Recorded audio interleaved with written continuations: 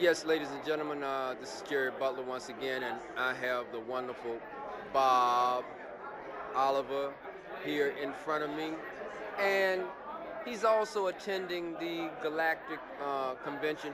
You know, I had Bob on earlier, but he was just such a phenomenal guest that I just had to get him back again. And you know, really, Bob, I'd like for you just to come closer to the thing and just smile for me a second. Just give me that look that, because viewers, I want everyone, right now, right about now, I'd like to do a Jerry Butler trivia. Okay, just with that. Who does Jerry Butler look like? Ex- David Letterman. there you go. So now, Bob, tell me, why are you here? What interests you the most about this? And with the time that you spent here so far, what have you found to be the most phenomenal and standout highlight points here this weekend? I think the direction that this conference is taking us through a new step in looking at who we are as opposed to necessarily the UFO phenomenon that we can't seem to get past. And we are part of the UFO phenomenon. And I think that's something that we are about to come to terms with. Well, as I pan out and we speak of the UFO phenomenon, I can't help but get a clip in here of one of our galactic brothers that's right here beside you. I just had to pull that in. Now, you had the luxury of being able to contact someone that possibly has some type of government glasses that will allow us to be able to see more than what the naked eye would bring forth. Could you expound on that somewhat and give us an idea of what they are, what the type of glasses are called, and just tell me a little bit about it. What is that? Well, we're talking about night vision equipment, and the military developed it. I've learned just recently that night vision equipment goes back even into the German era of World War II. But basically, sophisticated night vision equipment today in the price range of about $3,500 to $4,000. The model that we're working with is called an MPVS 7. Say that again, please. PVS 7. Say that phonetic, like N like in Nancy. That you said B like in Bravo. No. NP like in Paul. PVS. Wait a minute. NP. I think it's P like in Paul. Uh-huh. VS. V is in Victor. V is in Victor. S. Sam.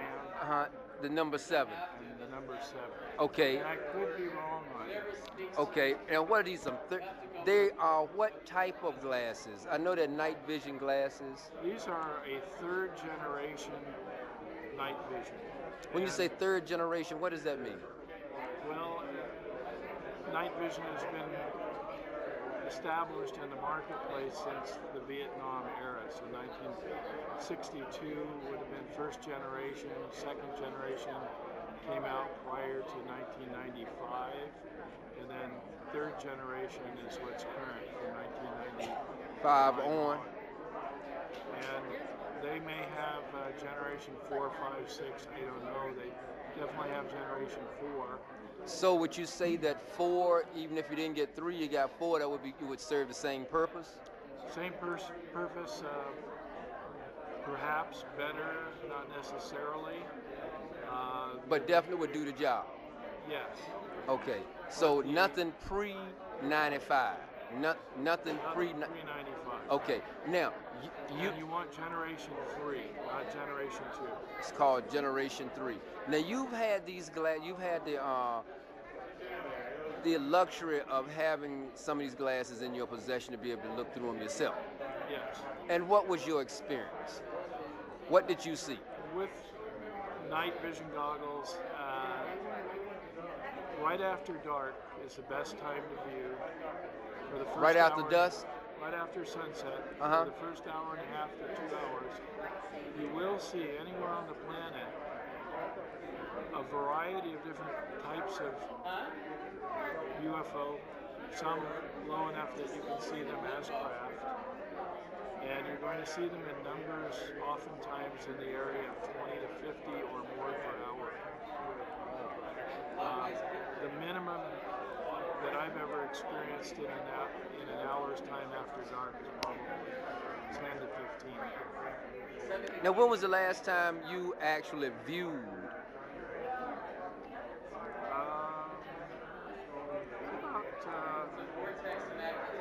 About a month ago. And where were you? In California? We were in Monterey at the Monterey Beach Hotel, and Ed Grimsley, who is the gentleman who has kind of pioneered this recently. Ed is a member of the Eisenhower family, Mamie Eisenhower, who was a Grimsley. And Ed learned that there were spacecraft visiting the planet back in the 60s. But this was kind of kept under wraps? Yes. They were not allowed to talk about it until after the Eisenhower. Wow. So why do you feel the government is so reluctant? Or do you feel it is the government that is indeed reluctant to speak about things of this nature? And if so, any particular reason why, what their motivation would be? Well, I think we can be conclusive in that if the government designed the equipment called night vision goggles, then the government definitely knows that there's UFO spacecraft out there. Right, that goes without saying. And why do you think they would like to keep it under wrap? I think our social structure and the control that we are under by the current powers that be would be the best reason.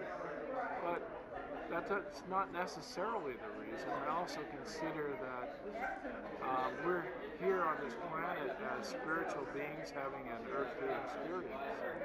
And perhaps in order to do that, there has to be, in some way, shape, or form, a certain amount of deceit in order to keep our ability to have the kind of experience that we've had over the last 7 years. Now, do you have any other paranormal experiences that you'd like to share with the viewers and the listeners that would be of some help? So if anyone who is also experiencing this, they won't feel as though they are what some people call wacko or crazy, or it's only me and it never happens to anyone else and I don't want to tell anyone about it, but now I get a chance to see someone. And by the way, before you do that, do you have any contact information on how someone can actually reach you if they have any questions, or if they need not so much a shoulder to cry on, but a lending ear to speak to? Oh, sure. Thanks, Jerry. I'll give you my phone number and my email. My phone number, I'm in Monterey, California, so it's area code 831-383-2676.